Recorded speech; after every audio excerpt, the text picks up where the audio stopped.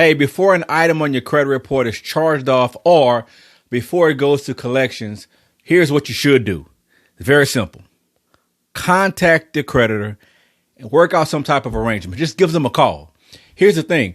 As much as you don't want your credit to get bad, your debt collector or the company that you have your bills with or you have that particular account with, they do not want that account to go bad as well. Why? They don't feel like chasing you for money.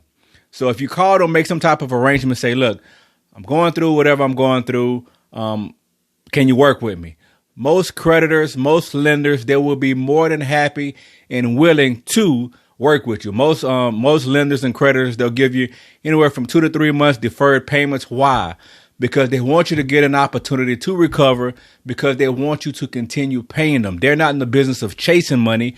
They're in the business of collecting money. So if before it goes to the collection agencies or the charge-off status, always try to call and just work out something. A lot of times we feel as if, if we're going through a situation or if our finances are bad, we feel as if we just don't call the people or don't call the lender or don't call the creditor that will make our problem go away. Well, guess what? It's only going to get worse and worse. It's like a snowball. It's going to start small, then it's going to grow into something that you just can't stop. So give them a call. Make some type of arrangements. It's very simple. Again, they do not want to chase you for the money. They just want to collect the money. And here's the thing. After 180 days of not paying your bill, your loan or whatever account you might have, that's when it's going to go into a charge-off status. Now, a charge-off status is not good at all. But once it goes from a charge-off, let's say you have an account with Capital One. Let's say you have a credit card, just for case in point. You have a credit card with Capital One. What happens is you're paying that bill. You stop paying that bill after 180 days of them trying to collect a single payment from you. If they have not been able to receive a payment from you, guess what they're going to do? They're going to charge it off. Then after they charge it off, eventually they're going to sell it to a collection agency. So now here's the problem. Now you have a negative account that's a charge off on your credit report. That's one thing. Now you have another account that's a collection account from when Capital One sold that account from their account to a collection agency. Now you have two negative items on your credit report when you could have just had one with the charge off.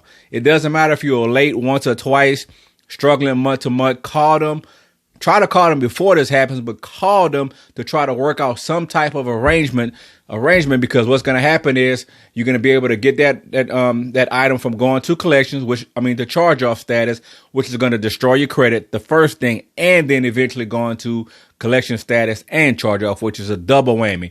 So call them before, you get to that point. See if you can make out or work out some type of arrangement. They'll be more than happy and more than willing to help you out if you've never been late multiple times in times past.